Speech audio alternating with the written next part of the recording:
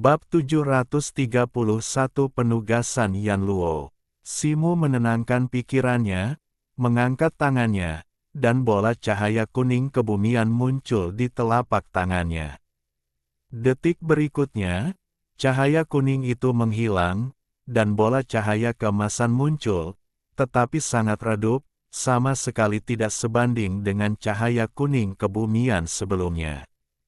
Dia telah menguasai tahap kelima dari teknik mendalam 9 revolusi, tetapi karena kurangnya bahan sumber atribut logam seperti tanah roh senja, dia bahkan tidak dapat mulai memahami tahap ke-6. Simu menurunkan telapak tangannya, ekspresi berpikir terpancar di wajahnya. Baginya sekarang, hal terpenting tentu saja adalah memadatkan embrio suci dan menembus ke peringkat suci.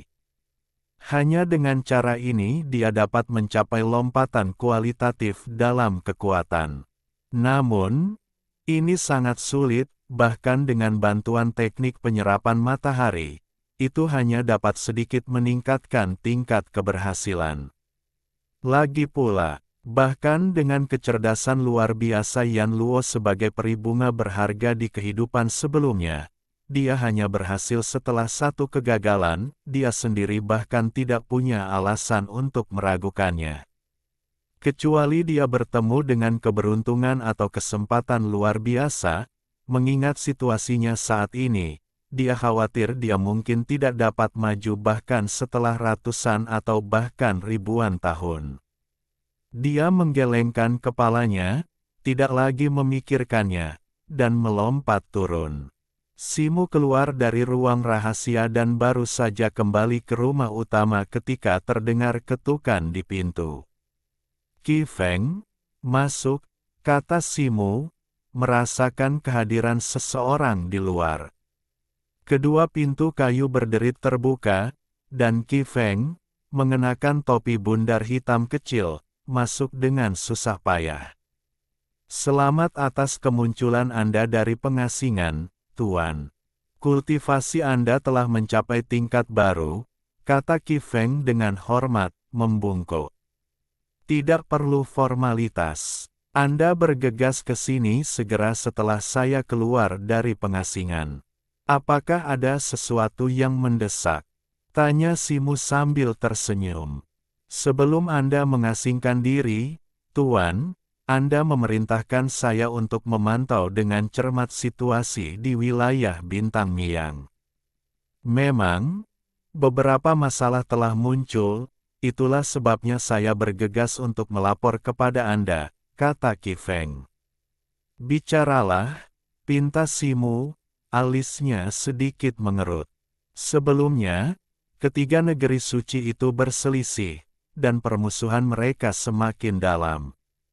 Kerja sama mereka dalam melawan invasi klan iblis hitam secara bertahap melemah, memungkinkan klan iblis hitam untuk memecah belah dan menaklukkan mereka satu persatu. 3 tahun yang lalu, benteng terapung yang dibangun bersama oleh ketiga negeri suci itu ditembus, dan sejak saat itu, klan iblis hitam tak terbendung, memaksa ketiga negeri suci itu mengalami serangkaian kekalahan. Sekarang, mereka telah menduduki 10/10 dari Laut Bintang Batu Terapung, kata Qi Feng. Saya telah mengantisipasi ini, tetapi saya tidak menyangka situasinya akan memburuk begitu cepat, Simu mengangguk dan berkata. Sekarang, ketiga negeri suci itu pasti telah menyadari keseriusan masalah ini, sehingga mereka mengeluarkan perintah pembantaian iblis. Mereka memanggil kekuatan inti dari sekte masing-masing untuk berkumpul di titik teleportasi di luar lautan bintang batu terapung, dengan maksud untuk bersama-sama membangun garis pertahanan yang kuat di tepi lautan bintang batu terapung untuk menghentikan invasi lebih lanjut dari klan iblis hitam, lanjut Qi Feng. Ordo pembantai iblis, apakah mereka akan membentuk pasukan sekutu lagi? Simu mencibir, dia tidak memiliki niat baik terhadap pasukan sekutu dari 3 negeri suci. Meskipun ini disebut koalisi, tampaknya tidak ada komando terpadu. Mereka hanya membagi zona pertahanan masing-masing dan mengoordinasikan serangan mereka. Sebulan yang lalu, Guru Suseng secara pribadi mengumpulkan murid-murid sekte untuk melawan musuh dan mengusir iblis, menjanjikan hadiah besar untuk kampanye ini. Pelaku terbaik tidak hanya akan menerima sejumlah besar batu spiritual kelas atas tetapi juga akan menerima bimbingan pribadi dari Dewa Suci dalam kultivasi, jelas Qi Feng. Hadiah batu spiritual yang besar itu tidak terlalu menggoda Simu, tetapi menerima bimbingan pribadi dari seorang ahli alam ilahi bukanlah hal yang mudah. Melihat keraguan Simu, Qi Feng dengan hati-hati bertanya, "Tuan, apakah Anda berencana untuk bergabung dengan Ordo Pembasmi Iblis?" Saat ini, hal terpenting bagi saya adalah meningkatkan kultivasi saya. Saya tidak tertarik dengan Ordo Pembasmi Iblis. Baiklah, saya mengerti. Anda boleh pergi, kata Simu setelah berpikir sejenak. Qi Feng menjawab dan membungkuk sebelum pergi. Setelah Qi Feng pergi, Simu tinggal di rumah utama untuk sementara waktu sebelum kembali ke ruang rahasia di dalam mansion. Setelah membuka pintu batu ke ruang rahasia dan masuk, Simu melihat seorang wanita berpakaian istana berdiri di samping meja batu.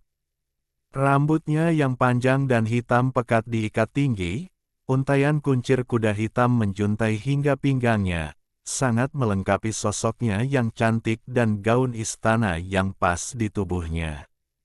"Yan Luo, ada apa kau kemari?" tanya Simu. "Apa, aku tidak boleh ikut?" tanya Yan Luo. Simu sudah terbiasa dengan sikap Yan Luo dan tidak keberatan. Tepat ketika dia hendak berbicara, dia menyadari bahwa aura Yan Luo jauh lebih kuat daripada terakhir kali dia melihatnya. "Yan Luo, tingkat kultivasimu mungkin sudah berada di tahap pertengahan peringkat suci, tidak tahap akhir," seru Simu terkejut. Yan Luo hanya mengangguk sedikit, lalu bertanya, "Apakah tungku giok ungu masih ada padamu?" Simu terkejut, lalu mengangguk. "Keluarkan," kata Yan Luo. Simu melambaikan tangannya, dan cahaya ungu berkilat, memperlihatkan sebuah tungku perunggu ungu setinggi lebih dari 5 kaki di ruang rahasia. "Aku telah mempelajari tungku ini untuk waktu yang lama, tetapi aku belum bisa memahaminya. Sepertinya senior Gong Suzi tidak memperhatikanku," kata Simu. Yan Luo tidak menjawab pertanyaan Simu. Cahaya 7 warna bersinar di telapak tangannya, dan pohon 7 harta karun muncul di tangannya. Dia dengan ringan memegang pohon itu dan melambaikannya ke arah tungku giok ungu. Sebuah bola cahaya 7 warna segera terbang keluar dan mendarat di tungku giok ungu. Tungku giok ungu segera bersinar terang, dan gumpalan asap biru muncul dari celah sempit. Gumpalan asap biru itu melayang perlahan di udara, secara bertahap mengembun menjadi bayangan seorang lelaki tua kurus. Bayangan ini tidak lengkap, hanya memiliki tubuh bagian atas, dan dari pinggang ke bawah, hanya ada gumpalan asap yang terhubung ke tungku giok ungu, membuatnya tampak seolah-olah tumbuh dari tungku. Senior Gong Susi, Simu mengamati wajah lelaki tua itu sejenak dan bertanya dengan sedikit terkejut.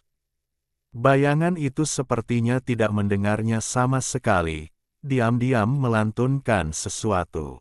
Simu terkejut dan mendekat untuk mendengarkan. Dia mendengar suara teredam melantunkan, "Jalan pembuatan senjata terletak di api mistik surgawi, dalam penyelidikan hal-hal di bumi. Ini berasal dari penyempurnaan keahlian surgawi." Setelah jiwa sisa miliknya melekat pada tungku giok ungu dan menjadi roh senjata, dia benar-benar kehilangan ingatan sebelumnya, kata Yan Luo.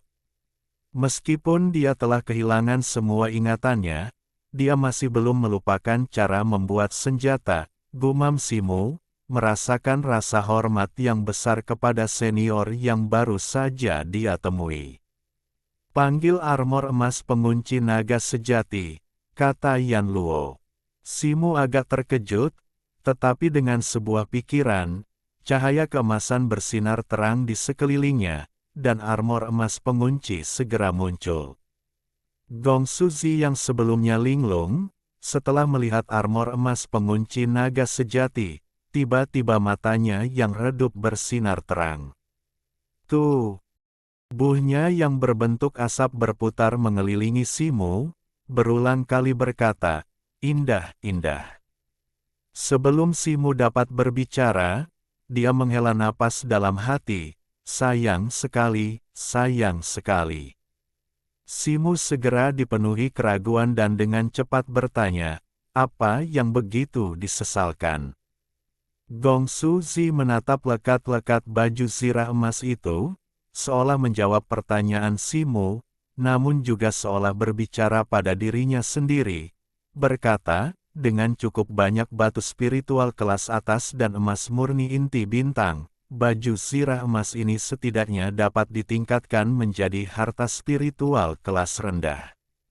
Senior, apa itu emas murni inti bintang?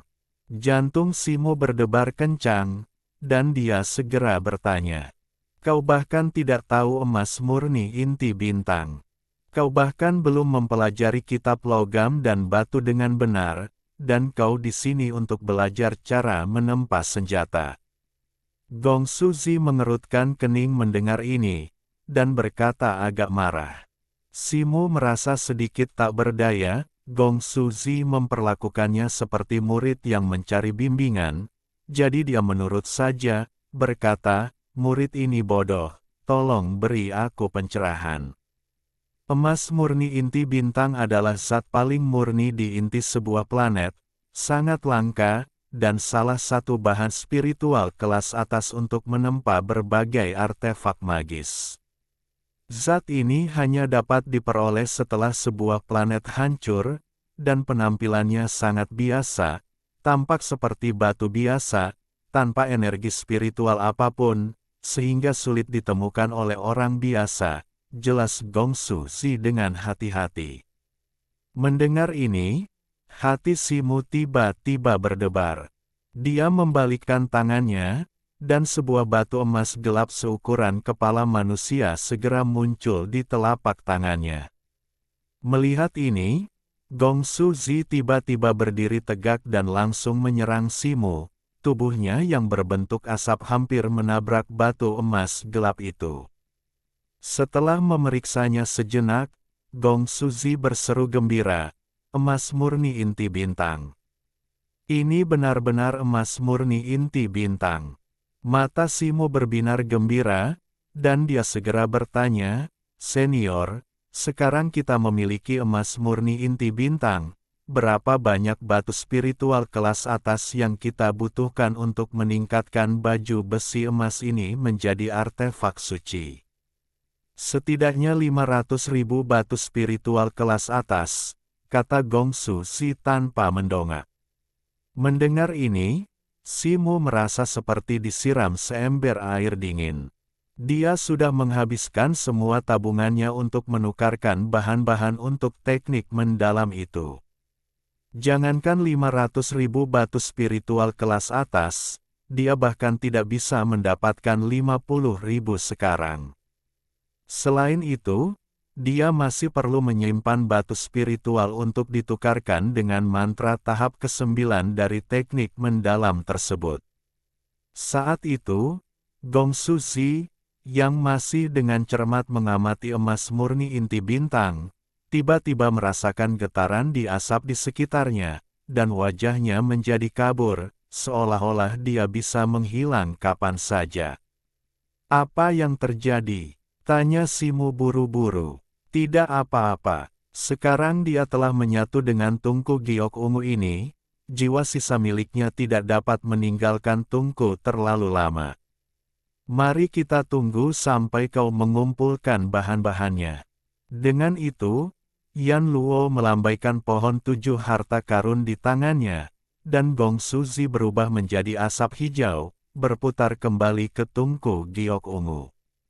Mendengar kata-kata Yan Luo, Simu sedikit lega dan dengan hati-hati menyimpan tungku giok ungu. Sekarang tampaknya janji Yan Luo sebelumnya tentang 3 kesempatan menempa memang benar, meskipun cukup mahal. Baiklah, mari kita kembali ke topik utama. Aku datang menemuimu kali ini karena aku membutuhkanmu untuk pergi ke wilayah bintang iblis hitam, kata Yan Luo. Pergi ke wilayah bintang iblis hitam? Tanya Simu. Benar. Aku membutuhkanmu untuk membantuku menyelesaikan beberapa masalah, kata Yan Luo. Oke, bagaimana aku bisa sampai ke sana? Jawab Simu dengan tegas. Yan Luo tampak terkejut dengan jawaban Simu yang lugas. Setelah membaca kata-katanya, dia berkata, dulu ada jalan menuju medan bintang iblis hitam di dalam alam suci Kunlun. Tetapi kembali ke sana sekarang tidak mudah, jadi kita harus mencari jalan lain. Maksudmu, melalui lorong spasial yang menghubungkan 2 gugusan bintang di lautan bintang batu terapung? Tanya Simu. Benar, kata Yan Luo. Kupikir aku tidak akan pernah kembali ke tempat itu lagi, tapi aku tidak menyangka harus kembali secepat ini. Baiklah. Sekarang Tanah Suci baru saja mengeluarkan perintah pembunuh iblis. Aku akan pergi dan menerima misi ini terlebih dahulu, jadi aku akan memiliki alasan yang sah untuk pergi, kata Simu setelah mendengar ini. Bab 732 Perintah Pembantaian Iblis. Lebih dari setengah hari kemudian, setelah menyelesaikan urusan di kediamannya, Simu meninggalkan guanya. Ketika dia tiba di luar aula utama paviliun Myriad Laos, dia mendapati tempat itu ramai dan berisik. Simu memasuki aula, mengamati sebentar, lalu bergabung dengan antrean. Di belakang meja di ujung antrean duduk seorang pria iblis gemuk dengan tanda hitam di wajahnya. Dari percakapan orang-orang di sekitarnya, dia mengetahui bahwa pria ini adalah murid 10.000 tahun yang bertanggung jawab atas misi pembunuhan iblis, dan kultivasinya telah mencapai peringkat Sein awal. Setelah menunggu selama 1 jam penuh, dia akhirnya bergerak dari belakang antrean ke depan. Pria iblis bertanda hitam itu bahkan tidak mendongak, langsung bertanya, apakah Anda menerima misi Ordo Pembunuh Iblis? Tepat sekali, jawab Simu. Ini adalah token pembunuh iblis. Harap simpan baik-baik. Semua iblis hitam yang kau bunuh akan tercatat di sini, sebagai bukti untuk menukarkan hadiah nanti. Pria dari klan iblis bermotif hitam itu menyerahkan sebuah token hitam, berbicara tanpa ekspresi. Terima kasih. Simu mengambilnya, dan begitu dia berbalik, alisnya berkerut, tetapi dengan cepat rileks. Di pintu masuk aula, seorang pemuda berpenampilan anggun dengan jubah putih bulan berjalan masuk, itu adalah Zhao Jian. Para murid yang berkerumun di aula terdiam saat melihatnya masuk, segera memberi jalan untuknya. Tatapan Zhao Jian bergeser, langsung bertemu dengan mata Simu di ujung barisan, sebelum berjalan mendekat. Simu menyipitkan matanya, membalas. Tatapan Zhao Jian tanpa gentar. Para penonton melirik bolak-balik antara Zhao Jian dan Simu, seolah merasakan sesuatu yang tidak biasa, beberapa bahkan berbisik di antara mereka sendiri. Jadi, ini keponakan muda Zhao Jian. Datang untuk menyerahkan misimu. Wajah pria iblis bercorak hitam itu langsung berseri-seri dengan senyum saat melihat Zhao Jian, sangat kontras dengan sikap dinginnya sebelumnya. Bagi orang-orang di sekitarnya, senyum dan nada bicaranya mengandung sedikit sikap menjilat. Lagi pula, seorang murid berusia 10.000 tahun dengan kultivasi tingkat Sein awal tidak perlu bersikap sopan kepada seorang murid tingkat surga. Zhao Jian mengabaikannya, dan juga tidak mengalihkan pandangannya dari Simu. Dia hanya melemparkan token hitam berukir daun hijau ke atas meja. Satu iblis hitam tingkat Sein. 17 murid tingkat surga tahap akhir, 51 murid tingkat surga tahap menengah dan awal, total 40.600 poin Xuanling. Pria iblis bercorak hitam itu mengumumkan dengan lantang. Sein, peringkat Sein, jangan ribut. Ini bukan pertama kalinya. Kakak senior Zhao pernah melakukannya sebelumnya. Seperti yang diharapkan dari kakak senior Zhao Jian. Siapa orang yang berani menatap mata kakak senior Zhao? Beraninya dia begitu lancang. Orang itu adalah Simu, seorang murid 1000 tahun yang cukup terkenal dalam beberapa tahun terakhir. Tetapi dibandingkan dengan kakak senior Zhao, dia hanya, "Hehe, aku kenal orang ini. Jika dia menghadapi kakak senior Zhao, dia mungkin akan berada dalam masalah besar." Suara pujian menggema di paviliun 1000 hukum. Beberapa merasa iri, beberapa mengagumi, dan beberapa melirik Simu dengan aneh. Simu tampak tidak menyadari kebisingan di sekitarnya. Setelah mengalihkan pandangannya, dia berbalik dan berjalan keluar dari paviliun 1000 hukum. Simu. Zhao Jian memperhatikan Simu pergi dengan kilatan dingin di matanya, niat membunuh yang mengerikan terlintas di benaknya. Setelah meninggalkan paviliun 1000 hukum, Simu terbang langsung menuju aula teleportasi sekte, dengan ekspresi berpikir di wajahnya. Dia sebelumnya telah mengetahui dari Qi Feng bahwa Zhao Jian telah berpartisipasi dalam operasi pembunuhan iblis dan mencapai hasil yang luar biasa, tetapi dia tidak menyangka akan bertemu dengannya di sini, yang terasa seperti takdir. Orang ini sekarang tahu bahwa dia telah menguasai teknik mendalam 9 revolusi, dan mengingat kepribadiannya, dia mungkin tidak akan membiarkannya lolos begitu saja. Namun, di dalam sekte, pihak lain tentu saja tidak akan berani bertindak gegabah. Menilai dari situasi saat ini, Zhao Jian, karena suatu alasan, belum mempublikasikan penguasaannya atas teknik mendalam tersebut. Tidak apa-apa, itu menyelamatkannya dari beberapa masalah. Sedikit lebih dari setengah hari kemudian, Simu kembali ke benteng Tanah Suci Qinglan di tepi Medan Bintang setelah bertahun-tahun.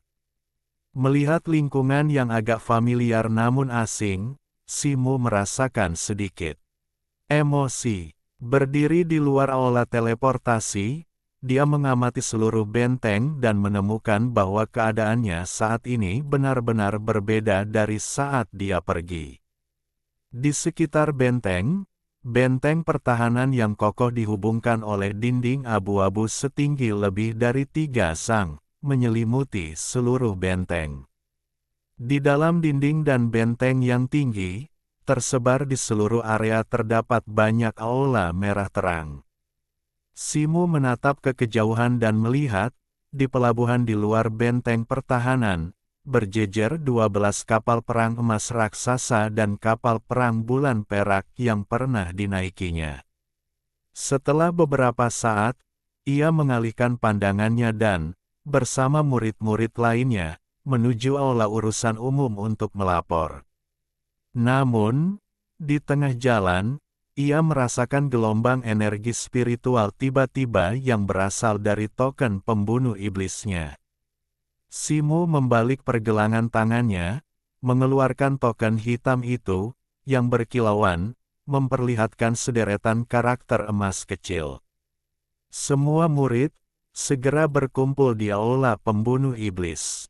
Melihat ini, Simu menyimpan token itu dan berjalan menuju bangunan tertinggi di tengah benteng. Banyak orang telah tiba di aula, dan lebih banyak lagi yang terus berdatangan. Setelah mengamati area tersebut, Simu agak terkejut menemukan beberapa wajah yang familiar. Yang pertama ia perhatikan adalah Zhao Jian, berdiri di sisi kanan di bagian paling depan aula. Saat ini, seseorang berdiri di sampingnya, berbicara dengan hormat kepadanya. Simu mengenali orang itu adalah Guan Li, orang yang pernah berkonflik dengannya sebelumnya dan memiliki peringkat tinggi di antara murid 1000 tahun. Di belakang keduanya, Jiang Lingfeng dan saudara perempuannya, Jiang Suishui, juga berdiri di sana. 1 abad telah berlalu, dan keduanya telah membuat kemajuan yang cukup besar dalam kultivasi mereka.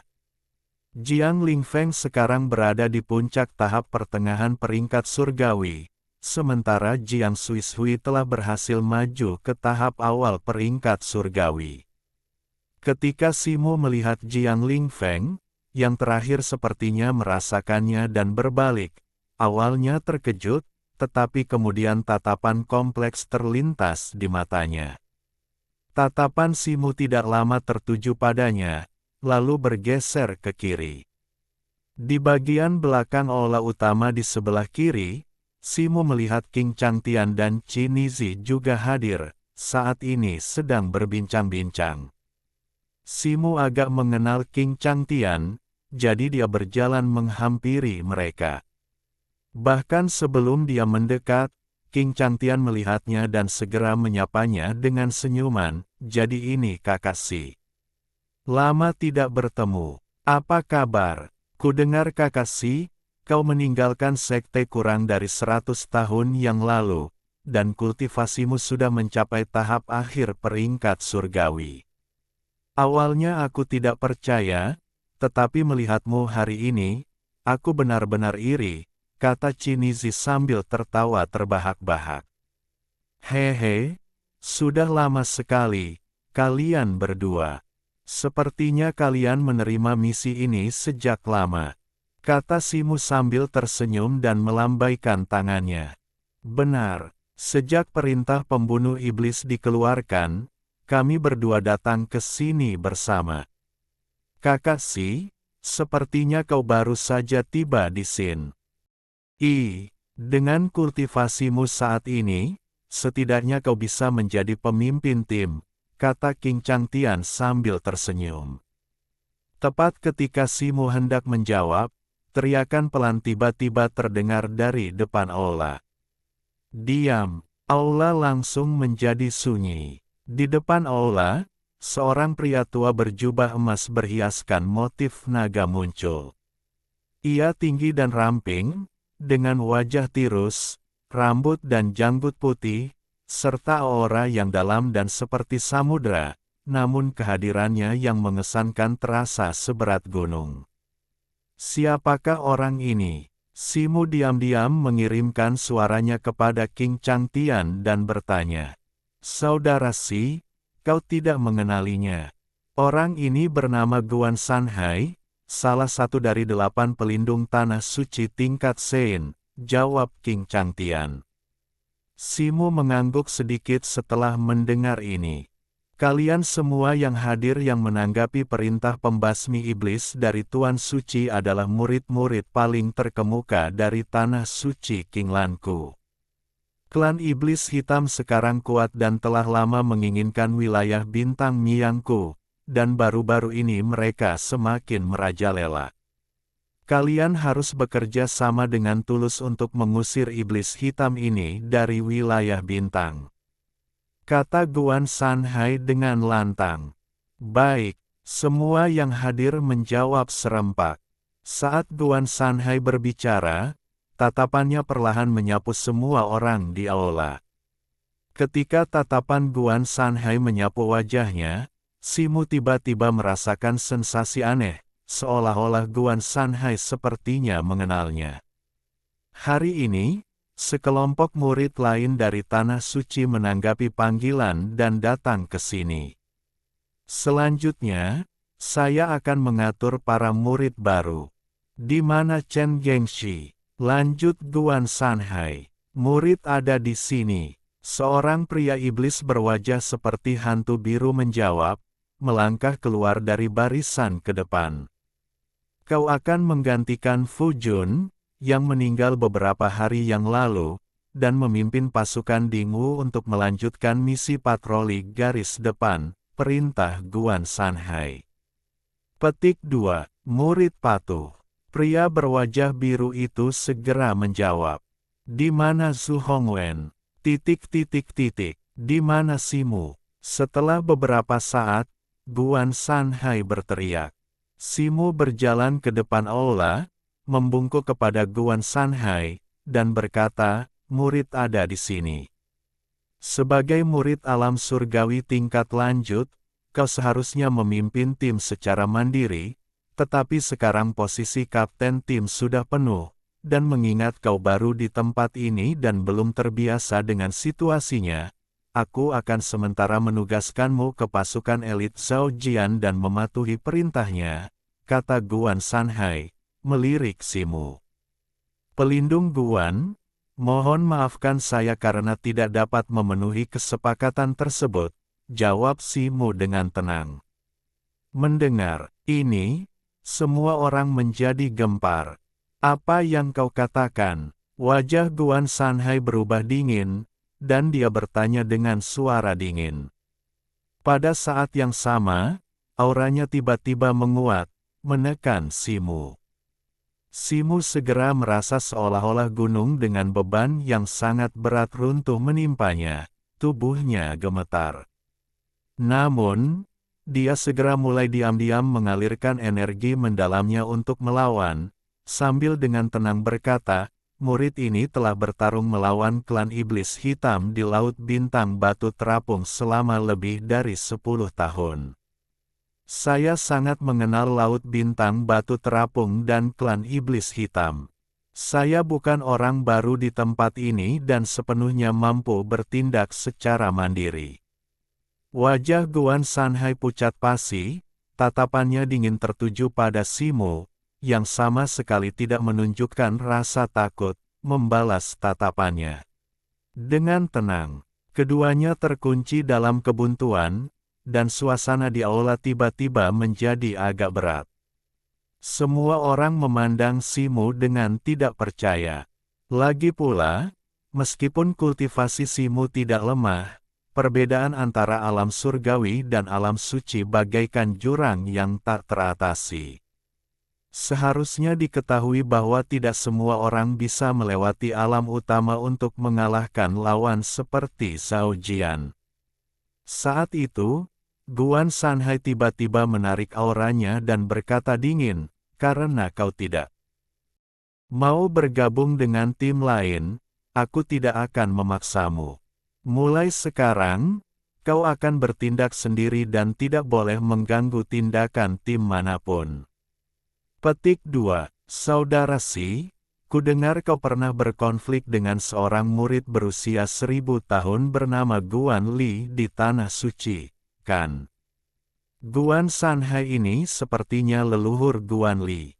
Transmisi suara King Changtian terdengar di telinga Simu. Begitu, sebuah kesadaran melintas di benak Simu. Namun, dia sama sekali tidak senang dengan pengaturan Guan Sanhai, jadi dia segera menjawab, murid patuh. Setelah mengatakan itu, Simu tidak mengatakan apa-apa lagi, berbalik, dan langsung berjalan keluar dari aula utama di bawah tatapan semua orang. Bab 733 menyusup ke pos terdepan. Melangkah keluar dari aula pembantaian iblis, pikiran Simu bergejolak, dan dia mencoba menghubungi Yan Luo melalui indera ilahi. Dia telah mengirimnya ke lautan bintang batu terapung ini, mengatakan itu untuk melakukan perjalanan ke wilayah bintang iblis hitam, tetapi sejak itu, tidak ada kabar darinya, dan dia tidak menanggapi upayanya. Dia mencoba beberapa kali berturut-turut, tetapi masih tidak menerima respons dari Yan Luo, yang membuatnya menggelengkan kepala tanpa daya. Berdiri di plaza di luar aula utama, Simo menatap lautan bintang batu terapung di langit berbintang yang jauh. Setelah berpikir sejenak, dia memutuskan untuk terlebih dahulu memeriksa situasi di lorong spasial. Setelah mengambil keputusan, dia memanggil kereta terbang bulu naga, melompat ke atasnya, dan mengeluarkan 6 batu spiritual tingkat atas, menanamkannya ke dalam sebuah cakram. Kereta terbang bulu naga segera bersinar terang, lapisan cahaya muncul dan menyelimuti seluruh kereta, mengubahnya menjadi aliran cahaya yang melambung ke langit.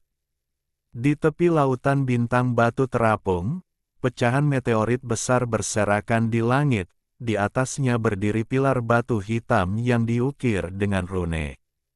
Simo tahu ini adalah susunan pembatas yang digunakan untuk mendeteksi klan iblis hitam dan mencegah mata-mata mereka menyusup. Pada saat ini, sebuah kapal perang bulan perak, yang tampaknya baru saja kembali ke pelabuhan, muncul dari antara beberapa pecahan meteorit besar. Simo mengarahkan kendaraan terbangnya melewati kapal perang itu, menuju ke bagian dalam lautan bintang batu terapung. Setelah terbang selama setengah hari, Simo menemukan bahwa pecahan meteorit di sepanjang jalan lebih banyak dan lebih kecil daripada yang pernah dilihatnya bertahun-tahun yang lalu, menutupi seluruh ruang dengan rapat. Dia bertanya-tanya berapa banyak pertempuran sengit yang telah terjadi untuk menciptakan keadaan ini. Simo dengan hati-hati mengendalikan kendaraan terbangnya, menghindari pecahan meteorit yang padat. Ketika bertemu dengan pecahan yang lebih kecil yang tidak mungkin dihindari, dia hanya mengarahkan kendaraannya ke arahnya, penghalang cahaya pelindung memastikan keselamatannya. Saat ia menjelajah lebih dalam, Simo secara bertahap menemukan semakin banyak jejak pertempuran di sepanjang jalan. Hampir setiap 10 mil atau lebih, ia dapat melihat pecahan kapal perang dan mayat-mayat yang mengambang. Awalnya, ia sesekali dapat melihat murid-murid dari 3 negeri suci di Laut Bintang Batu Terapung, tetapi setelah 2 hari, ia hanya bertemu dengan pengintai yang berpatroli dari klan iblis hitam. Untuk menghindari masalah yang tidak perlu, Simo dengan sadar menghindari konflik dengan iblis hitam, menjaga jarak dan menyembunyikan keberadaannya. Setelah terbang selama beberapa hari, sebuah pecahan planet yang sangat besar muncul sekitar 10 kaki di depan Simo. Ini, benteng kota terapung. Simo mengenalinya setelah lama melihatnya dan berseru dengan takjub. Meskipun pecahan planet itu sangat luas, ukurannya hampir setengah dari ukuran saat ia ditempatkan di sini bertahun-tahun yang lalu. Banyak bangunan yang pernah dibangun oleh 3 negeri suci masih samar-samar terlihat, tetapi sebagian besar sudah rusak, dan bahkan perkemahan tempat Simo pernah tinggal telah lenyap sepenuhnya. Simo tidak menyadari bahwa kondisi benteng terapung saat ini sebagian besar disebabkan oleh turbulensi spasial yang telah ia picu bertahun-tahun yang lalu. Tepat ketika ia bertanya-tanya apa yang sedang terjadi, awan kabut hitam tiba-tiba muncul dari benteng, dan puluhan iblis hitam terbang keluar, menyerbu langsung ke arahnya. Melihat bahaya itu, Simo segera memutar kendaraan terbangnya dan terbang ke pecahan meteorit yang lebih besar di sebelah kanannya. Setelah bersembunyi, Simo segera menarik kembali kendaraan terbang bulu naganya, dan cahaya biru pucat menyembur dari tubuhnya, membentuk tirai air yang menyelimutinya. Puluhan iblis hitam dengan cepat tiba, melayang beberapa meter dari Simo. Bagaimana mereka menghilang? Aku jelas merasakan aura yang tidak dikenal barusan, kata seorang ahli tingkat Sein yang tinggi di kepala kelompok itu, agak terkejut. Komandan, kita hampir sepenuhnya menaklukkan lautan bintang batu terapung ini. Para pengintai dari 3 negeri suci tidak mungkin bisa menembus sejauh ini, kata salah satu iblis hitam. Memang benar, tetapi jika seseorang berhasil menyusup ke tempat ini, mereka jelas bukan pengintai biasa. Kita harus waspada. Kalian berdua berpencar dan cari dengan teliti, perintah komandan tingkat Sein. Baik, puluhan iblis hitam segera menjawab serempak. Mereka mencari dalam radius beberapa puluh kaki di sekitar Simu selama setengah jam tetapi tidak dapat menemukannya, dan akhirnya harus mundur. Melihat mereka kembali ke benteng terapung, Simu muncul kembali. Tepat ketika dia hendak mengaktifkan kereta terbangnya untuk pergi, dia merasakan gelombang energi spiritual yang kuat di sampingnya. Dia secara naluriah melayangkan pukulan ke sisinya. Namun, sebelum tinjunya dapat sepenuhnya diayunkan, tinju itu diselimuti oleh cahaya 7 warna dan diblokir. Yan Luo, seru Simu terkejut. Berdiri di sampingnya adalah Yan Luo, mengenakan gaun istana biru muda. Melihat kotak persegi hitam di tangannya, Simu bertanya, "Kau dari dunia bawah?" "Ya," jawab Yan Luo, tampaknya tidak ingin menjelaskan lebih lanjut. Simu membuka mulutnya, ingin bertanya sesuatu, tetapi Yan Luo melambaikan tangannya dan berkata, "Mari kita pergi dari sini dulu." Keduanya menaiki kereta terbang bulu naga milik Simu, berubah menjadi seberkas cahaya, terbang menuju kedalaman lautan bintang batu terapung. 3 hari kemudian, Simu mendaratkan kereta terbangnya di atas meteorit raksasa, berdiameter 10 zang, dan memandang ke langit yang jauh. Di sana, ia melihat sebuah pulau terapung hitam besar, terbenam dalam kabut hitam yang luas, dengan puluhan bangunan hitam mengerikan yang samar-samar terlihat di atasnya, benteng klan iblis hitam. Simu menunjuk ke menara-menara tinggi bangunan hitam itu dan berkata, "Lorong spasial terlalu dekat dengan pulau terapung klan iblis hitam. Jika kita pergi ke sana seperti ini, kita pasti akan memperingatkan klan iblis hitam." Tatapan Yan Luo tertuju pada layar cahaya bulat di atas menara. Ada lubang besar di dalamnya, diselimuti energi iblis yang kabur, sehingga tidak mungkin untuk melihat dengan jelas. Sesaat kemudian, cahaya 7 warna berkelebat di tangan Yan Luo, dan pohon 7 harta karun muncul. Dengan jentikan pergelangan tangannya, dia memegang pohon mistik di tangan kanannya, dan cahaya 7 warna bersinar, memperlihatkan sosok tinggi. Klan Iblis Hitam. Simu mengerutkan kening melihat ini. Ekspresi pria itu saat menatap Simu juga cukup aneh. "Jiu Si Luo, pimpin jalan," perintah Yan Luo. Anggota klan Iblis Hitam yang tinggi itu tampak gelisah dan membungkuk, berkata, "Melapor kepada leluhur suci, kota pulau terapung suku ini dijaga ketat. Kau bisa menyamar sebagai anggota klan dan menemaniku, tetapi yang satu ini, aku khawatir akan sulit untuk dibawa masuk ke kota." Terlebih lagi, kota itu dipenuhi energi iblis, dan bahkan dengan kultivasi alam surgawi tingkat lanjutnya, dia mungkin akan kesulitan beradaptasi.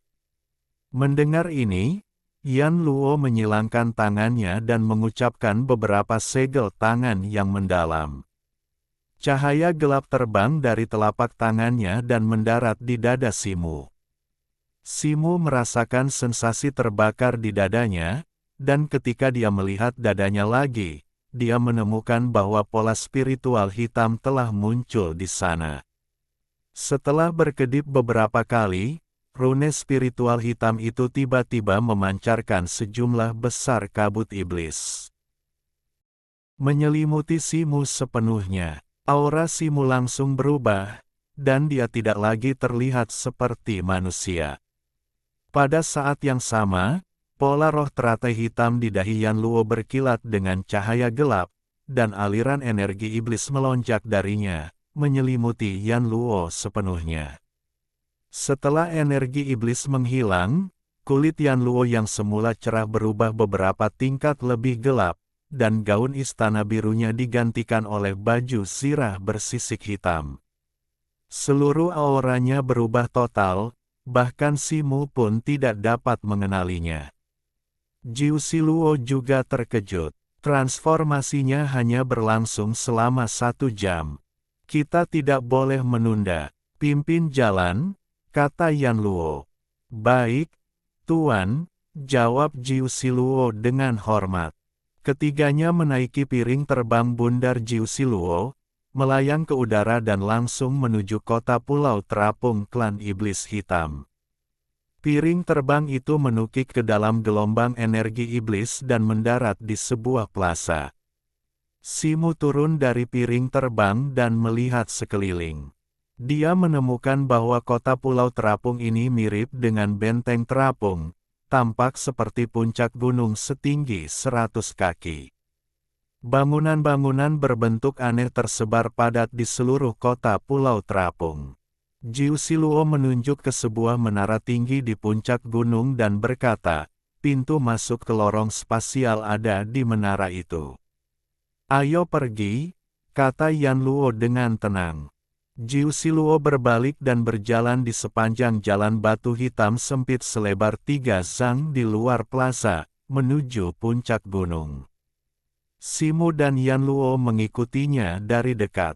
Bahkan sebelum mereka bertiga meninggalkan plaza, sekelompok iblis hitam mendekati mereka.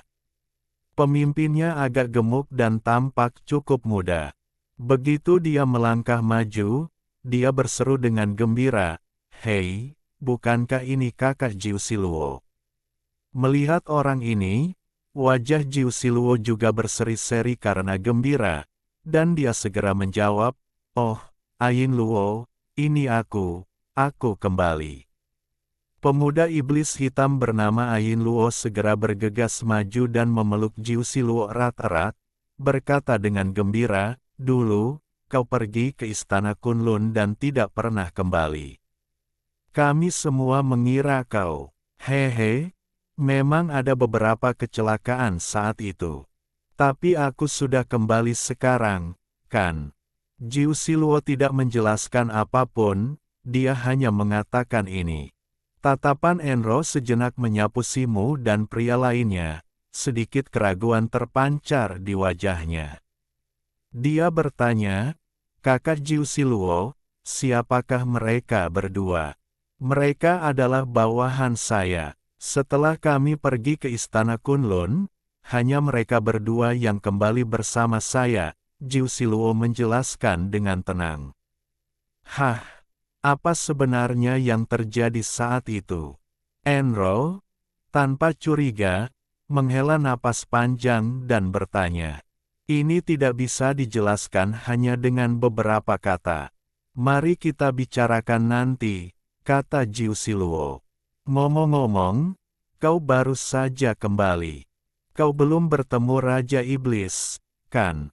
"Aku akan mengantarmu ke sana sekarang," tanya Enro. "Tidak perlu, aku bisa menemuinya sendiri. Kau masih punya misi, kan? Jangan lupakan tugasmu," kata Jiu Siluo cepat. "Kakak Jiu Siluo benar. Raja Iblis ada di aula dewan sekarang. Kau harus segera pergi," kata Enro dengan meyakinkan. Setelah mengatakan itu, dia memimpin sekelompok iblis hitam menuju sisi lain alun-alun. Ketika dia melewati Simu dan pria lainnya, dia hanya tersenyum ramah, tidak memperhatikan sesuatu yang aneh.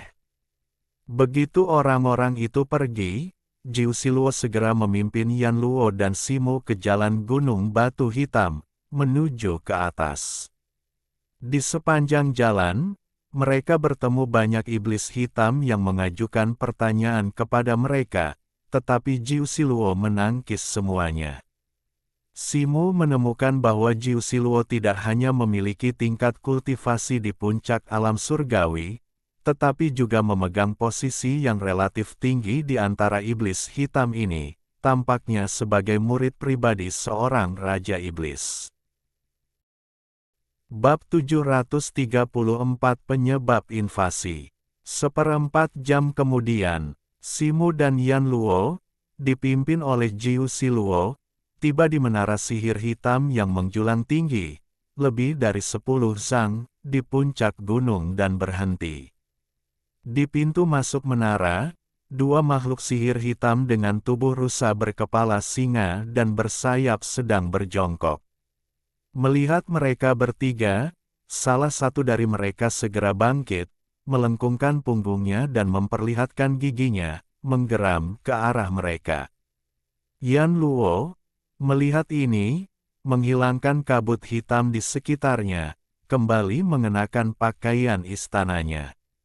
Dia kemudian melangkah maju, dengan lembut mengelus kepala kedua makhluk itu. Mereka segera mengeluarkan rengekan lembut dan dengan patuh bersujud.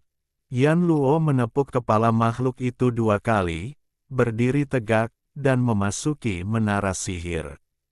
Simo dan Jiu Siluo segera mengikuti. Sesaat kemudian, mereka bertiga mencapai puncak menara dan terbang ke atas menyusuri lorong melingkar yang dibentuk oleh kabut sihir yang berputar. Mereka dengan cepat tiba di langit berbintang yang luas, di mana lorong spasial pada layar cahaya berbentuk bola hanya berjarak 100 zang. Di dekat lorong spasial, ratusan iblis hitam berkerumun rapat, terbagi menjadi lebih dari selusin regu, berpatroli bolak-balik. Simo, yang bersembunyi di balik bayangan, sedikit mengerutkan kening melihat ini. Dengan patroli seketat itu, bagaimana mungkin mereka bisa menyusup ke lorong spasial? Tepat saat itu, suara Yan Luo tiba-tiba terdengar. "Pergi," kata Yan Luo dengan tenang, melambaikan tangannya, dan cahaya putih menyelimuti Simo dan Jiu Silu. Dengan suara "wosh", mereka bertiga berubah menjadi cahaya putih buram, melesat ke lorong spasial dengan kecepatan luar biasa, tak terlihat oleh mata telanjang. Seorang iblis hitam tingkat surgawi di dekat lorong spasial meliriknya, alisnya sedikit mengerut. Dia samar-samar melihat sesuatu melintas, tetapi setelah diperiksa lebih dekat, dia tidak melihat apapun. Dia berhenti sejenak, lalu menggelengkan kepalanya, mengabaikannya, dan melanjutkan patrolinya. Penglihatan Simo menjadi gelap, dan saat berikutnya dia mendapati dirinya berada di lorong yang gelap gulita. Dia memandang Yan Luo dengan campuran kekaguman dan ketidakberdayaan. Dia benar-benar terbang masuk secara langsung. Jika mereka ditemukan lebih awal, mereka bertiga akan berada dalam masalah serius. Namun, percuma saja mengatakan kata-kata itu kepada Yan Luo. Dia menggelengkan kepalanya dan melihat sekeliling. Lorong hitam ini lebarnya lebih dari 10 zang, seperti terowongan bawah tanah, dikelilingi oleh arus udara hitam. Celah ruang muncul dan menghilang di dalam arus udara, dan fluktuasi ruangnya sangat dahsyat. Saat ini, ruang di tengah lorong tempat mereka bertiga berdiri cukup stabil. Simo melihat celah ruang yang berfluktuasi di udara hitam di sekitarnya dan sedikit khawatir. Jika celah ruang ini jatuh, dia dan Jiu Silu pasti akan hancur berkeping-keping, kecuali Yan Luo. "Tetaplah dekat denganku. Di sini juga tidak aman. Ada banyak celah ruang tak terlihat. Jika kalian bertemu dengan mereka, kalian tidak akan punya kesempatan untuk bertahan hidup." Yan Luo berkata dengan tenang dan terbang ke depan. Jantung Simo berdebar kencang ketika mendengar ini, dan dia segera mengikuti, membuntuti Yan Luo dari belakang. Jiu Silu jelas sudah tahu ini dan tidak terlalu terkejut.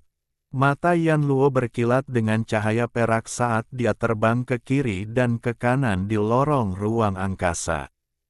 Simu dan Jiu Silu mengikuti Yan Luo dari dekat, tidak berani menyimpang bahkan selangkah pun.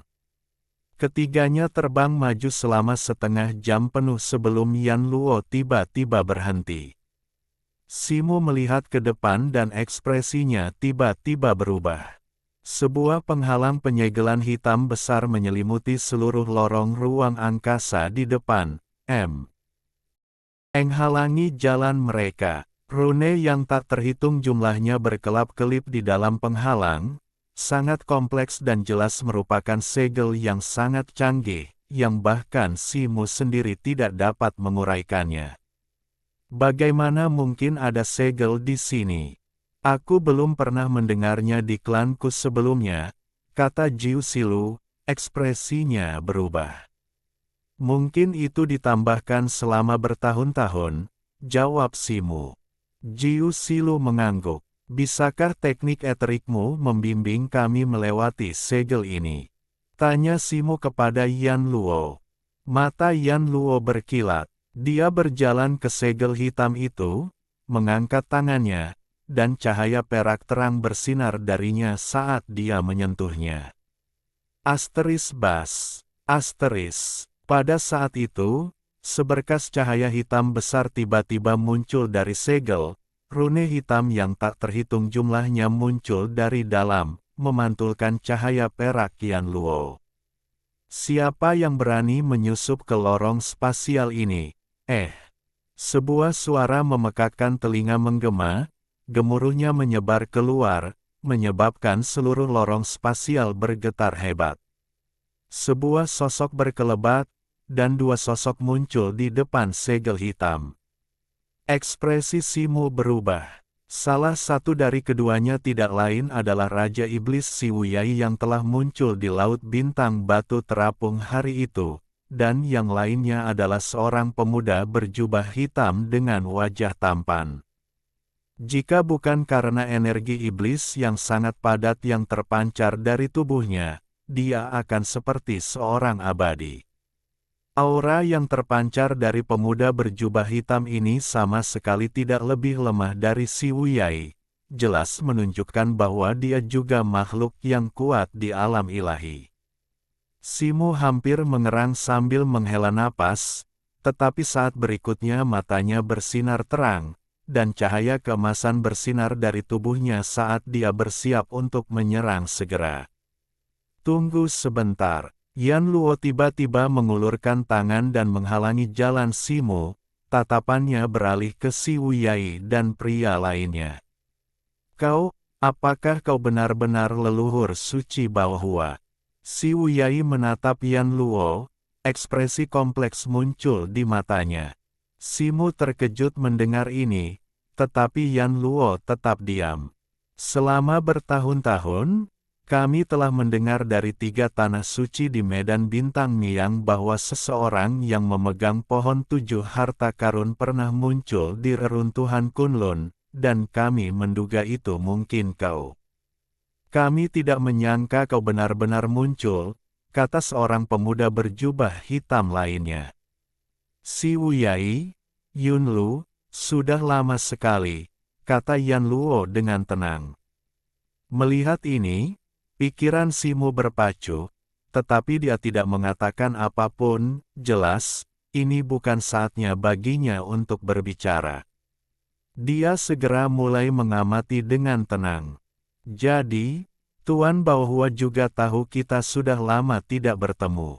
Selama bertahun-tahun, 7 suku klan iblis hitam kita telah mempersembahkan kurban siang dan malam, tetapi hasilnya adalah ketidakpedulianmu terhadap kami, kata Siwuyai sambil mendengus. Nadanya dipenuhi rasa kesal. Wuya, bagaimana kau bisa berbicara seperti itu kepada Tuan Baohua? Keberadaan Tuan Baohua tidak diketahui selama bertahun-tahun, pasti ada alasannya. Istana dan alam rahasianya, Kunlun, telah hancur. Pasti ada sesuatu yang besar terjadi saat itu yang menyebabkan Tuan Bao Hua menghilang begitu lama, kata Yunlu dengan sedikit nada mencela. Si Wuya mendengus tetapi tetap diam. Tuan Bao Hua, mohon maafkan kekasaran Wuya. Hanya saja situasi klan iblis hitam terlalu sulit beberapa tahun terakhir ini. Itulah sebabnya Wuya sedikit mengeluh, kata Yunlu sambil membungkuk kepada Yan Luo. Tidak apa-apa, ini memang kesalahanku, aku gagal melindungi klan iblis hitam, kata Yan Luo, secercah kesedihan terpancar di matanya, tetapi dia dengan cepat kembali tenang. Tuan Bao Hua, apa yang terjadi saat itu sehingga Anda menghilang begitu lama? Tanya Yunlu. Anda tidak perlu tahu itu sekarang. Bagaimana situasi di medan bintang iblis hitam sekarang? Kata Yan Luo, melaporkan kepada Tuan Bao Hua, setelah Anda menghilang, 7 suku iblis hitam kami tanpa pemimpin. Awalnya, kami relatif harmonis, tetapi secara bertahap kami terpecah belah dan bahkan mulai saling menyerang. Pengadilan surgawi mengambil kesempatan untuk campur tangan, terlibat dalam serangkaian konspirasi dan rencana untuk menabur perselisihan di antara 7 suku kami. Kemudian, mereka bahkan mengirim sejumlah besar barbar kuno ke medan bintang iblis hitam. Sekarang, situasi 7 suku iblis hitam telah berubah drastis. Suku Jiuli, Sangkyong, dan Jumang sepenuhnya berpihak pada pengadilan surgawi dan menjadi antek mereka. Suku raksasa dan Wuluo dikepung oleh pengadilan surgawi, dan penguasa iblis suku mereka dibunuh oleh barbar kuno. Seluruh suku hampir sepenuhnya hancur, hanya beberapa anggota yang nyaris bertahan hidup, hampir hanya tinggal nama saja. Yunlu menghela napas dan berkata dengan nada sedih. Mata Simu berbinar. Suku kecil yang dia temui bersama Feng Li sebelumnya tampaknya adalah suku Wuluo. Dia tidak menyangka itu adalah salah satu dari 7 suku iblis hitam. Petik 2. Sekarang hanya suku mimpi buruk hitam dan Asura kita yang masih utuh. Karena tidak mau tunduk pada pengadilan surgawi dan menyerah, kami dipaksa oleh gabungan kekuatan bangsa barbar kuno dan 3 suku utama lainnya untuk melarikan diri ke wilayah bintang lain, tiba di wilayah bintang Miang melalui lorong spasial ini, lanjut Yunlu. Mendengar ini, Simu tiba-tiba mengerti.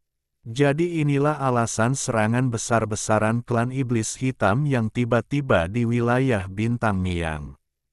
Sekarang seluruh wilayah bintang iblis hitam telah sepenuhnya jatuh ke tangan pengadilan surgawi, dan kedua suku kita tidak dapat kembali lagi. Pengadilan surgawi mengirim orang untuk mencoba menangkap kita melalui lorong spasial ini. Si Wuyai dan aku tidak punya pilihan selain memasang penghalang penyegelan di lorong spasial untuk mencegah para pengejar kita mencapai kita, kata Yunlu. Kalian semua telah bekerja keras selama beberapa tahun terakhir. Aku memiliki pemahaman umum tentang urusan pengadilan surgawi. Sekarang setelah aku kembali, aku akan menyelesaikan dendam lama dan baru. Yanlu mengangguk, ekspresinya tidak berubah. Tuan Bao Hua, mohon maaf atas ketidaksopanan saya, tetapi meskipun Anda telah kembali, kekuatan Anda telah menurun ke tingkat Sein, bahkan tidak mencapai alam ilahi. Anda lebih rendah dari saya. Bagaimana Anda bisa memimpin kami melawan pengadilan surgawi? Kata si Wuyai. Mata Yan Luo berkilat, tetapi dia tetap diam. Tuan Bao Hua, apa yang dikatakan si Wuyai agak tidak sopan, tetapi itu benar. Selain itu, saya telah mendengar bahwa pengadilan surgawi tampaknya sedang mencari keberadaan Anda di mana-mana. Jika Anda muncul di wilayah bintang iblis hitam, pengadilan surgawi pasti akan mengirim pasukan besar untuk menangkap Anda. Tampaknya tidak pantas bagi Anda untuk pergi ke wilayah bintang iblis hitam saat ini, kata Yunlu. Anda tidak perlu khawatir tentang ini. Saya punya rencana sendiri. Saya akan menggunakan sumber iblis yang telah Anda jaga untuk membantu saya menyalakan pohon ini, kata Yanluo dengan tenang, mengangkat satu tangan. Cahaya 7 warna mengalir di tangannya, dan pohon 7 harta karun muncul. Mendengar ini, Si Wuyai dan Yunlu saling bertukar pandang, mengetahui bahwa dia telah mengambil keputusan. Mereka berdua pernah bertugas di bawah Baohua di masa lalu dan tentu saja memahami karakternya. Tanpa ragu, keduanya serentak mengulurkan tangan kanan mereka, jari telunjuk dan jari tengah menyentuh dahi mereka. Sesaat kemudian, dua bola cahaya seukuran kepalan tangan, satu hijau dan satu kuning, terbang dari ubun-ubun mereka dan menghilang ke dalam dua cabang pohon 7 harta karun. Seketika itu, kedua cabang tersebut berkilauan dengan cahaya, seolah diterangi, memancarkan cahaya hijau dan kuning kristal dan memancarkan dua aura aneh. Simu, yang mengamati dari samping, agak terkejut, bingung dengan apa yang disebut sumber iblis, tetapi tahu ini bukan saatnya untuk bertanya, dia akan bertanya kepada Yanluo nanti. Bab 735 Tak seorang pun selamat. Selamat Tahun Baru. Secercah kegembiraan terpancar di mata Yanluo saat ia menatap pohon 7 harta karun. Ia mengangguk, mengibaskan tangannya, dan menyimpannya. Tuan Baohua, karena Anda sudah memutuskan, kami tidak akan mengatakan apapun lagi. Namun, Anda harus mengajak saya atau Si Wuyai dalam perjalanan ini, untuk berjaga-jaga. Yunlu menghela napas dan berkata, tidak perlu, kalian berdua bisa menunggu di sini untuk kabar dariku. Yanluo melirik pihak lain dan berkata, baiklah, ini. Si Wuyai dan Yunlu saling bertukar pandang dan mengangguk. Petik 2. Ngomong-ngomong, menurut pengamatanku, 3 tanah suci kini telah disusupi oleh pengadilan surgawi. Yanluo sepertinya teringat sesuatu dan menambahkan. Sejauh yang kutahu, Sekte Li Chen tampaknya memiliki hubungan yang rumit dengan pengadilan surgawi sejak awal. Adapun 2 tanah suci lainnya, belum ada petunjuk yang jelas ditemukan. Setelah mendengar ini, Si Wuyai merenung sejenak dan berkata, berdiri di samping Yanluo, pikiran Simu berpacu mendengar ini. Dia teringat Zhao Jian, yang pernah didengarnya sendiri ketika Molineux, seorang tetua peringkat Sein dari Sekte Li Chen, memanggilnya, Tuan Muda, yang menunjukkan hubungan dekat antara keduanya. Jika Sekte Li Chen memiliki hubungan dekat dengan Istana Surgawi, maka identitas Zhao Jian menjadi dipertanyakan. Namun, Zhao Jian sekarang adalah murid pribadi dari guru Sein Qinglan, Li Sheng Zhenren, dan mengaku sebagai penerus leluhur Kera Putih, memegang posisi tinggi dan sangat dihormati di dalam sekte. Tanpa bukti konkret, kata-katanya akan sia-sia. Baiklah, mari kita pecahkan segel ini. Aku telah memahami beberapa hal sekarang setelah aku terlahir kembali, kata Yanluo dengan senyum dingin. Ya, Yunlu dan yang lainnya menjawab, lalu berpisah ke kiri dan kanan, tangan mereka dengan cepat membentuk segel tangan. Dengan suara robek, segel hitam di depan lorong spasial itu berkedip dengan cahaya dan robek di tengahnya. Tuan Baohua, Anda harus berhati-hati dalam perjalanan ini. Jika terjadi sesuatu yang tidak diinginkan, Mohon segera kembali, tambah Yun Lu setelah sedikit ragu. Yan Luo mengangguk. Ekspresi kompleks terlintas di mata si Wuyai. Tatapannya sejenak tertuju pada Simu sebelum beralih ke Jiu Silu di sampingnya. Dengan lambaian tangannya, seberkas cahaya hitam melesat keluar, mendarat di depan Jiu Silu, satu set baju zirah hitam pekat, permukaannya berkilauan dengan rune iblis dan memancarkan aura yang kuat. Satu set baju zirah emas iblis ini diberikan kepadamu. Mulai sekarang, kau akan melayani Tuan Baohua dengan tekun dan tidak menjadi beban, kata si Wuyai. Terima kasih, Tuan Raja Iblis. Aku pasti tidak akan mengecewakanmu. Jiu Silu sangat gembira, mengenakan baju zirah hitam itu, dan membungkuk dalam-dalam. Yan Luo melirik si Wuyai, lalu melambaikan tangannya, mengirimkan seberkas cahaya putih yang menyelimuti mereka bertiga. Cahaya putih itu melesat, dengan cepat melewati celah di segel dan menghilang tanpa jejak. Setelah melewati segel, Simu merasakan kilatan cahaya putih di depan matanya, diikuti kegelapan tiba-tiba. Tidak jauh di depan terbentang ujung lorong, di mana pusaran ruang angkasa yang sangat besar berputar perlahan, memancarkan daya hisap yang luar biasa yang memengaruhi mereka bertiga. Bahkan, Yan Luo tampak tak berdaya untuk melawan daya hisap yang sangat besar ini. Simu tiba-tiba kehilangan kendali atas tubuhnya dan tanpa sadar tertarik masuk. Dengan suara "wosh", mereka bertiga tersedot ke dalam pusaran ruang angkasa yang besar. Penglihatan Simu berputar cepat saat dia merasakan gelombang kekuatan robekan ruang angkasa yang bekerja padanya. Dia menegang, seluruh tubuhnya memancarkan cahaya keemasan saat dia melepaskan teknik totem, menyebabkan sisik emas yang tak terhitung jumlahnya muncul di tubuhnya, seketika melawan kekuatan robekan ruang angkasa. Setelah waktu yang tidak diketahui, tubuhnya tiba-tiba tenggelam, ditarik oleh kekuatan kuat lainnya. Detik berikutnya, penglihatannya menjadi terang, dan dia mendapati dirinya berada di atas gurun yang luas. Dia tersandung sebelum mendapatkan kembali keseimbangannya.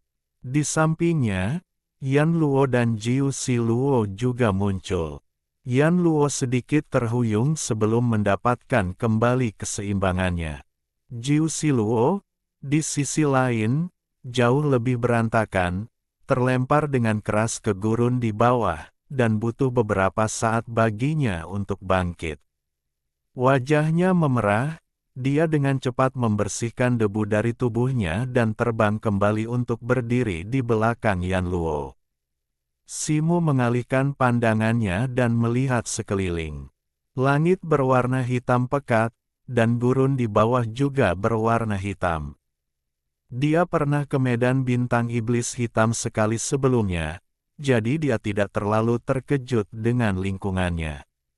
Satu-satunya hal yang tidak biasa adalah pusaran ruang angkasa hitam besar di udara di belakang mereka, mungkin pintu keluar dari lorong ruang angkasa.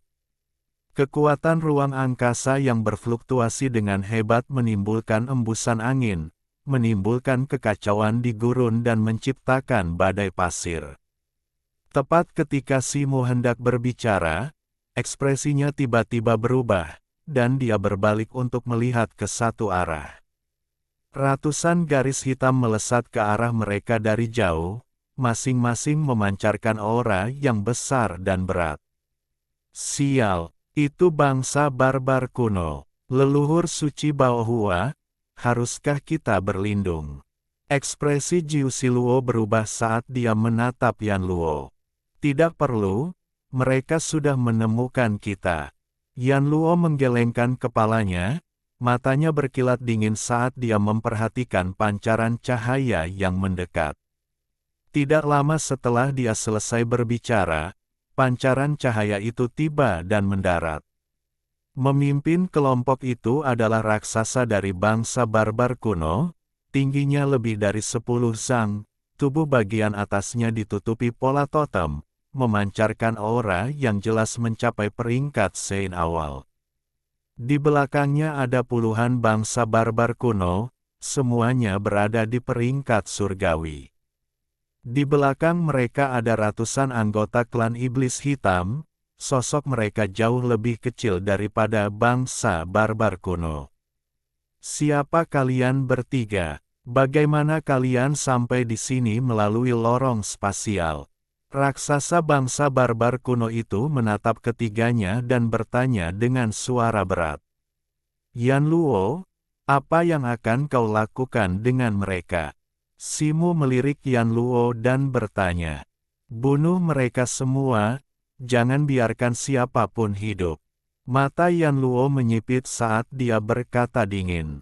Begitu selesai berbicara, dia langsung melesat keluar, muncul di atas kepala raksasa barbar kuno itu seolah-olah melalui teleportasi. Cahaya 7 warna bersinar terang di tangannya, mengembun menjadi pedang raksasa 7 warna, yang menebas ke bawah dengan cahaya 7 warna yang menyilaukan. Aura luar biasa dari seorang ahli tingkat Sein tingkat akhir terpancar darinya tanpa ragu. Ekspresi raksasa barbar kuno itu berubah drastis. Dia mencoba melarikan diri, tetapi pedang raksasa 7 warna itu sudah berada di atas kepalanya. Dia meraung, dan semua pola totem di tubuhnya menyala secara bersamaan. 3 hantu binatang raksasa muncul di belakangnya, badak raksasa, gajah raksasa, dan serigala raksasa, sebelum menyatu ke dalam tubuhnya dalam sekejap. Kulit raksasa barbar kuno itu segera berubah menjadi coklat keabu-abuan, tampak sangat tebal.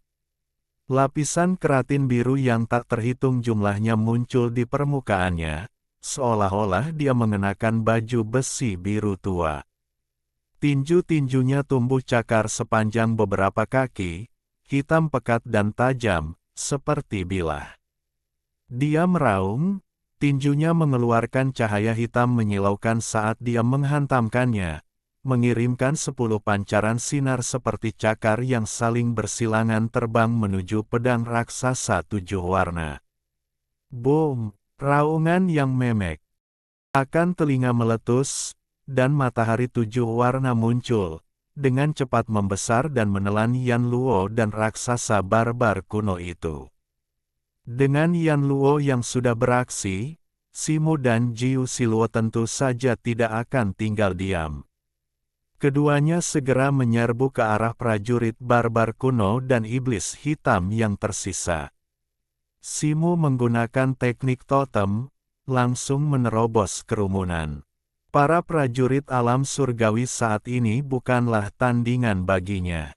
Seluruh tubuhnya tertutup baju zirah bersisik emas, sama sekali mengabaikan serangan. Tongkat besi ruinya memunculkan bayangan tongkat yang tak terhitung jumlahnya. Dengan setiap kilatan, seorang barbar kuno atau iblis hitam alam surgawi meledak hingga mati, jiwa mereka diserap ke dalam ordo pembunuh iblis. Dalam sekejap mata, lebih dari 20 prajurit alam surgawi telah mati di tangannya. Sementara itu, Jiu Siluo di sisi lain hanya berhasil membunuh 2 orang, membuatnya agak tercengang. Dibandingkan dengan Simu, kekuatannya sama sekali tidak berarti. Namun, dia juga menyadari bahwa mengenakan baju zirah emas iblis berarti dia tidak perlu khawatir tentang cedera, jadi dia juga melepaskan kekuatan penuhnya dalam pertarungan. Ratusan barbar kuno dan iblis hitam, yang awalnya datang dengan momentum besar, menjadi kacau karena hilangnya pemimpin tingkat Sein mereka secara tiba-tiba. Dalam 1/4 jam, mereka benar-benar dikalahkan, dengan lebih dari setengahnya tewas atau terluka. Tepat saat itu, cahaya 7 warna yang menyelimuti Yan Luo dan raksasa barbar kuno itu menghilang. Tubuh raksasa yang besar itu jatuh dari udara, menghantam gurun di bawah dengan keras. Kulit dan dagingnya yang seperti gajah terkoyak seperti jaring laba-laba, darah mengalir deras. Tangannya hancur, memperlihatkan tulang-tulang putih di bawahnya. Dia batuk darah dan roboh ke tanah. Benar-benar kelelahan. Energi pedang dari pedang raksasa 7 warna telah menembus tubuhnya melalui lengannya, melukai semua meridiannya, membuatnya benar-benar tidak bisa bergerak. Dalam sekejap, Yan Luo muncul di hadapannya, tangan putihnya yang halus menekan kepala raksasa itu. Aliran cahaya hitam menyembur keluar, menembus tengkorak raksasa itu. Jeritan melengking meletus dari raksasa barbar kuno itu. Yan Luo mengangkat tangannya, dan garis-garis cahaya hitam menyelimuti bola jiwa ilahi biru langit, yang terbang keluar dari kepala raksasa itu. Dia sedikit menutup jari-jarinya, dan cahaya hitam seketika menyelimuti jiwa ilahi biru langit. Itu adalah teknik rahasia pencarian jiwa. Menghadapi Yan Luo, ahli tingkat Sein tahap awal yang memimpin suku barbar kuno itu hampir tak berdaya, pemandangan yang membuat anggota suku barbar kuno dan iblis hitam yang tersisa ketakutan. Mereka tidak berani berlama-lama dan berpencar ke segala arah. Mencoba melarikan diri. Simu mencibir, dan tiba-tiba hamparan cahaya biru yang besar menyembur keluar dari tubuhnya. Dia mengucapkan mantra, melambaikan tangannya, dan kilatan cahaya biru muncul di sekelilingnya, bersamaan dengan aura dingin yang terwujud sebagai duri es biru ramping yang tak terhitung jumlahnya. Pergi, Simu menunjuk dengan jari. Swoosh! Suara udara yang tertembus sangat memekakkan telinga. Duri es ramping yang tak terhitung jumlahnya melesat keluar, seketika menembus banyak anggota iblis hitam dan suku barbar kuno yang melarikan diri. Bang! Bang! Bang! Tubuh orang-orang ini langsung meledak, berubah menjadi hujan darah yang tersebar di langit. Beberapa iblis yang tersisa kemudian langsung dibunuh oleh Simu dan Jiu Silu saat mereka melompat ke depan. Simu melirik sekeliling, membalikkan tangannya untuk mengeluarkan token pembunuh iblis, dan dengan lambaian tangan lainnya, jiwa-jiwa iblis yang tak terhitung jumlahnya terbang keluar dari mayat iblis hitam di sekitarnya, semuanya memasuki token pembunuh iblis.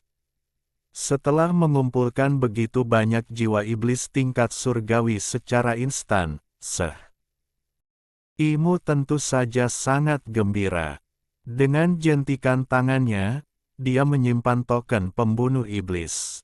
Jiu Silu memperhatikan tindakan Simu, ekspresi rumit terpancar di wajahnya, tetapi dia tidak mengatakan apapun. Dia dapat melihat sekilas bahwa Yan Luo dan Simu memiliki hubungan yang dekat, jadi wajar jika dia tidak mengatakan apapun.